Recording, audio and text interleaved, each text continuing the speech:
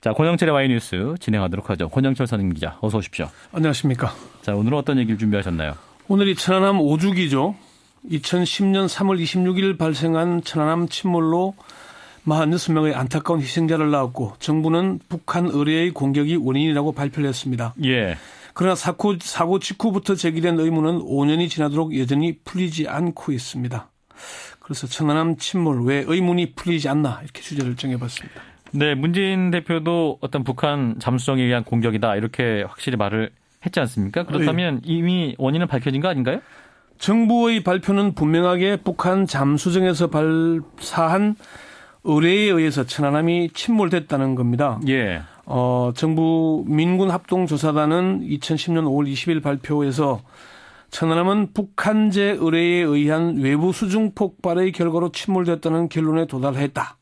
이 의뢰는 북한의 소형 잠수함정으로부터 발사되었다는 것 이외에 달리 설명할 수가 없다. 이게 이제 발표였고요. 예. 김민석 국방부 대변인도 그제 정례 브리핑에서 천안함 피격 폭침 사건은 북한의 잠수정에 의해서 발생된 것으로 이미 결론이 나 있다 이렇게 얘기를 했습니다. 예. 자, 그렇다면 정부 이런 발표에도 불구하고 또 천안함 침몰 원인에 대한 의문은 여전하다 이런 말씀인가요? 그렇습니다. 천안함 침몰 당시부터 이제 그 원인을 두고 다양한 의견들, 논란이 이어졌습니다만은 예. 그 의문들이 아직 시원하게 해소되지 않고 있습니다. 참여연대는 그제 논평에서 천안함이 침몰한 지 5년이 지났지만 그동안 시민사회와 학계에서 제기해왔던 숱한 의문들은 여전히 해결되지 않은 채 그대로 남아있다. 이렇게 얘기를 하면서 북한의 의뢰에 의한 폭침이라는 일종의 가설이 신앙처럼 강요되고 있다. 합리적 의심을 제기하는 이들은 마치 배교자처럼 취급되거나 종북 인사로 낙인 찍히고 있다. 이렇게 얘기를 했습니다. 예. 그러면서 정부는 의뢰에 의한 폭침이 과학적으로 입증되었다고 주장하지만은 정부의 주장에서 발견되는 것은 과학이 아니라 억지다. 이렇게 얘기까지 했어요. 그 새정치민주연합의 한 당직자도 천안함 침몰 원인에 대한 합리적인 의문이 여전히 풀리지 않고 있다. 이렇게 얘기를 했습니다. 예.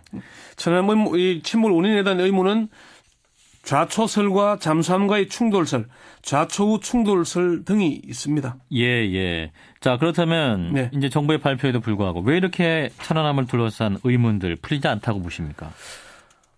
대략 5가지 정도로 분석을 해봤는데요. 예. 첫 번째는 정부가 의문에 대해 명쾌하게 설명을 하지 않고 있기 때문입니다. 합리적인 의문을 제기하면 그 의문을 풀어주면 되지 않겠습니까? 예. 그런데 정부는 의문을 풀어주려고 노력하기보다는 정부의 발표를 왜 믿지 않느냐 이렇게 몰아붙입니다. 참여연대 이태호 사무처장은 과학적인 의문을 제기하면 재연하거나 과학적인 방법으로 입증하면 될 일을 정치 신념의 문제나 신앙 같은 믿음의 문제로 윽박지르니까 신뢰하기 더 어렵다 이렇게 얘기를 했습니다. 과학적으로 증명을 더 확실히 못했다. 예. 이런 말이고. 예. 자, 두 번째는요. 정부의 설명에 일관성이 없다는 점입니다. 정부는 북한의 잠수정이 의뢰를 발사했다고 하면서 잠수정의 실체에 대해 처음에는 130톤 연업급 잠수정이다 이렇게 얘기를 했어요. 예. 그러다가 유엔에 제출한 자료에는 80톤급 6호급 잠수정이다. 또 최근에는 190톤급이라고 이렇게 얘기를 했습니다. 그러면서 이게 최종적으로 확인할 수 있는 자료를 공개하지는 않고 있는 겁니다. 예, 예. 또 천안함 사고 시점도 처음에는 21시 45분이라고 했다가 30분, 25분, 22분으로 4차례나 바뀌었는데 감사원이 감사를 한 결과 최초 발생 시각을 9시 15분으로 보고를 받고도 임의로 9시 45분으로 수정한 사실이 드러나게 됐죠. 아하. 이러한 또 자료상에 계속 바뀌는 문제 때문에 일관성이 네. 없다. 이런 네. 의심이고. 세 번째는요. 과학자나 전문가들의 문제 제기에 대해 명쾌한 해답을 내놓지 못하고 있다는 점입니다. 예. 지난해 11월에 경성대 김황수 물리학과 교수와 영국 케임브리지 대학 연구원이 공동 논문이 이게 이제 세계 학술지에 게재가 됐는데요. 예. 그 제목이 정말 무엇이 천안함을 침몰시켰는가입니다. 아, 해외에서 연구가 있었네요. 이 논문에서는 천안함 침몰 당시 병영도에서 관측된 지진파 주파수를 분석한 결과 천안함이 잠수함과 충돌해서 침몰한 것으로 보인다 이렇게 주장을 했거든요. 예. 근데 이런 주장 또 합동조사단에 참여했던 신상철 스프라이즈 대표가 천안함은 좌초 후에 충돌로 침몰했다고 주장을 했거든요. 이런 이제 의문이 제기되면은 정부는 합조단의 조사는 전문가들이 한 것이고 조사에는 우리나라를 포함해 5개국의 전문가들이 참여했고 이들은 의뢰의 공격에 의한 침몰이라는 데 동의했다고 반박을 합니다. 예. 그러면서 재조사를 하거나 모의 폭발 실험을 다시 하지는 않고 있는 겁니다. 예. 모의 폭발 실험을 했다면 좀 더 과학적으로 규명이 됐었을 그런 아니 상황이었는데. 여러 사람들이 참여한 가운데 해서 이렇게 해서 나왔다라고 밝힌다면은 예, 예. 의문들이 풀렸지 않겠습니까? 예. 그러지 않고 있다는 네, 점이죠. 그런 것이 없었다. 예, 예. 자, 네 번째는요. 최근 해군에 대한 국민의 신뢰도가 최악이죠. 해군의 책임자인 참모총장이 잇따라 구속되는 일이 일어났고요. 방산비리 문제도 있고. 예. 더구나 천안함 사건을 계기로 건조에 들어갔던 통영함을 둘러싼 비리가 밝혀졌지 않습니까? 예, 납품 비리가. 예, 이런 일들이 오히려 해군의 발표, 천안함 사건에 대한 발표를 믿지 못하게 하는 게 아닌가. 예, 예. 그런 얘기들이 있습니다. 예. 자, 마지막으로 다섯 번째 이유를 짚어주시면. 천안함 침몰 원인을 가리기 위한 재판이 5년째 진행 중입니다. 예. 천안함 침몰 당시에 김태형 국방부 장관과 김성찬 해군 참모총장 등 4명이 신상철 전 천안함 민군조사단 위원을 명예훼손 혐의로 고소를 했습니다. 예. 그리고 서울지검 공안 일부는 신 전 위원을 명예훼손 등의 혐의로 불구속 기소를 했어요. 이게 합조단의 발표가 객관적 사실에 부합했다면은 의문이 없었다면은 이렇게 오래 끌진 않을 텐데 지금 5년이 지나도록 1심 재판이 진행 중입니다. 아하. 앞으로도 이 재판은 2, 3년 더 걸릴 거다 이런 전망이 나오거든요. 예, 예. 그만큼 의문이 많다는 얘기입니다. 굉장히 오랜 정부의 시간 발표에. 동안 1심 재판도 끝나지 않은. 예, 그렇죠. 예.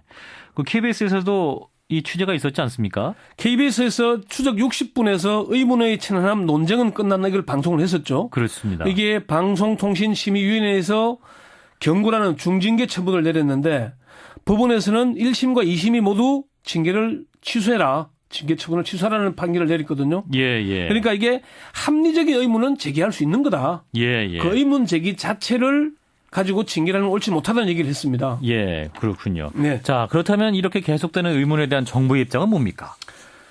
김민석 국방부 대변인은 이게 문제를 제기하는 사람들이 있어서 그렇다. 예. 전혀 과학적이거나 논리적이지 않고 오히려 정부를 믿을 수 없다는 것만 가지고 의뢰가 아니다. 북한의 소행이 아니다라고 주장하는 것은 참 양심이 없는 사람이다 이런 얘기를 했어요. 예. 그러면서 의뢰가 아니라면 다른 증거가 나와야 한다.